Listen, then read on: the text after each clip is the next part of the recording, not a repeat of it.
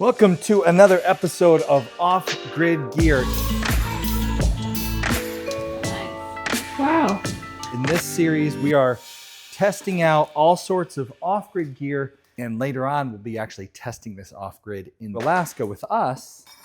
Just taking a second here to neaten up, and then I'm gonna show you the cheapest power box I've ever seen. We're gonna test it out, see if it's actually worth anything. I have got a lot of power boxes sent to my homestead in the last 2 months. Lots of these companies have seen that we're going off-grid to Alaska, and they want us to bring their box along, test it out, prove its merit in the off-grid wilderness of Alaska. So these are all sent to me. This one is sponsored. I actually told this company no, because I had already reviewed a lot of them, and I was like, no, I got enough power boxes. I don't need to see anymore. I have more coming. But the reason I changed my mind is price point. They told me how much they charge for this. I was actually shocked. This is the Aferiy P210 unit. This is a 2,400 watt power station, portable power station, and they're selling right now on sale $600. I thought, holy cow. For somebody who needs a portable power station and is really, really budget focused, this might be a really good solution. So I told him, you know what, I'm gonna take it. I'm gonna take it to Alaska and I'm gonna try it out. Right out of the box, I gotta say, I'm impressed. Let's fire it up here. I'm guessing to do that, we hit the power button. Hold the power button. There we go. Okay, and it came charged 27%. We're gonna plug that in and get it charging for us. It comes with this nice little bag with all the gear in it. That's nice, I like that. I can see right away when it comes to charging ports and things. Okay, at first glance, this thing is really, really nice actually. We have USB ports, we have regular USB, we have USB-C. We have some DC ports. That must be in. On the side here, we have, let's see here, holy cow, we have 6 AC ports. That's actually more than most of the units that I've seen. On this side here, we can see we can charge this with AC power, or we can charge it with a solar panel or off of our car. I'm gonna plug this in and charge it.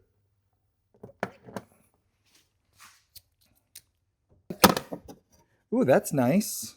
Got this little storage area at the top. You can keep your cables. That is actually legit a really nice feature.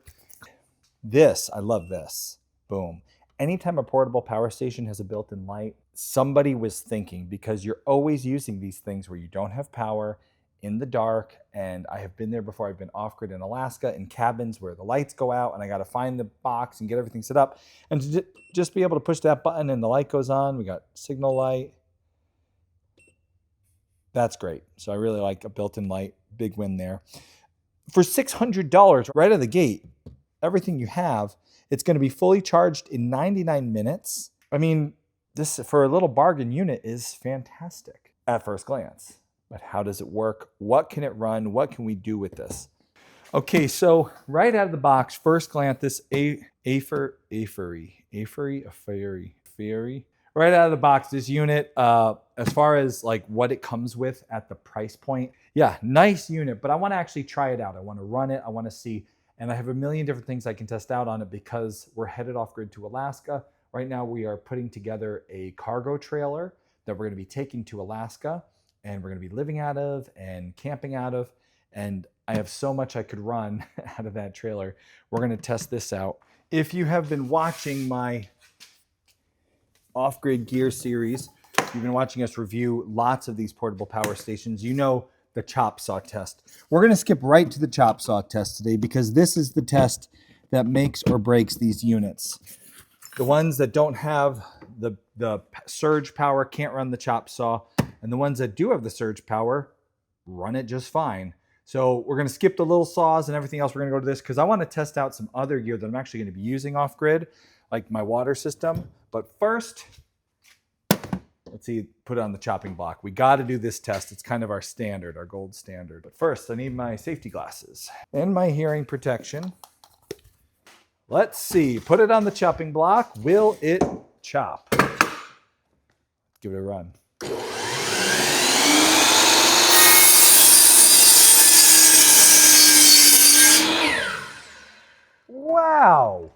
Boy, that's great.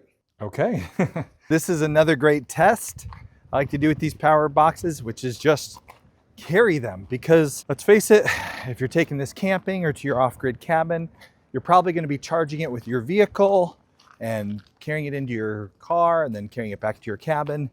That's a pretty standard way of operating with these things. Testing out to see how light it is. And this unit has some built-in handles. It's heavy. They're all heavy, but it's not excessively heavy. And with the built-in handles, you can carry it just fine. Now it's time for the most important test, the food test. We're trying to put together a good system for our off-grid camper's kitchen. We're talking cooking, water, coffee. I wanted to see if this portable power station could run our off-grid kitchen in the camper. So after bragging to my family about the cool light feature. This one's got a built-in light. See that? I love a built-in light. I'm a sucker for a built-in light. Like the easiest, like everything has a built-in light, but. I told you I loved it. It was time to fire up the air fryer. And because I didn't have anything else to cook, I decided to make toast. Oh, I want some toast. So I'm just testing it. Okay. Baby attack.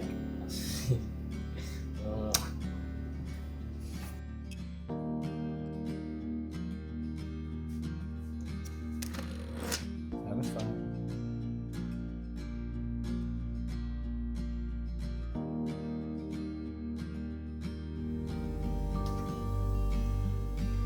Okay, we finished the toast test, and I assume that the toast got toasted, but the hungry teenager was very hungry. We're gonna try to kick it up a notch.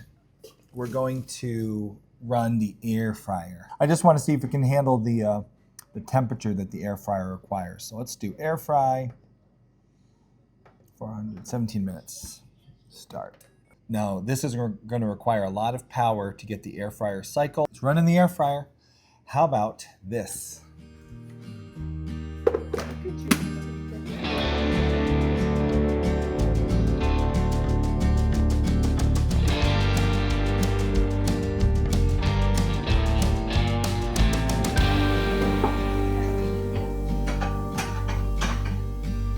Okay, the most important task that any power box could have. I have not figured out what I'm doing yet for coffee on the road, but that is most important. You can be on the Alaska highway for hours and hours and hours and have nowhere to stop and get coffee. And I made the mistake last time I drove the Alaska highway from here to Alaska of just hoping I'd find a gas station and a nice cup of coffee. And I did not. So I'm leaving nothing to chance. I'm going to have instant coffee, which today we're trying out Tim Hortons instant coffee. And Aferiy box definitely ran the hot water thing, the electric kettle, which requires a ton of power. Anytime you're converting electricity to heat, it's very, very, what's the right word I'm looking for? It's very, very inefficient to convert electricity to heat. It's an awful use of electricity, but it is very convenient when you're on the road and you want to do things quickly and not like light, hot, cold. So now the biggest thing we're testing out in this video, do I like Tim Hortons instant coffee?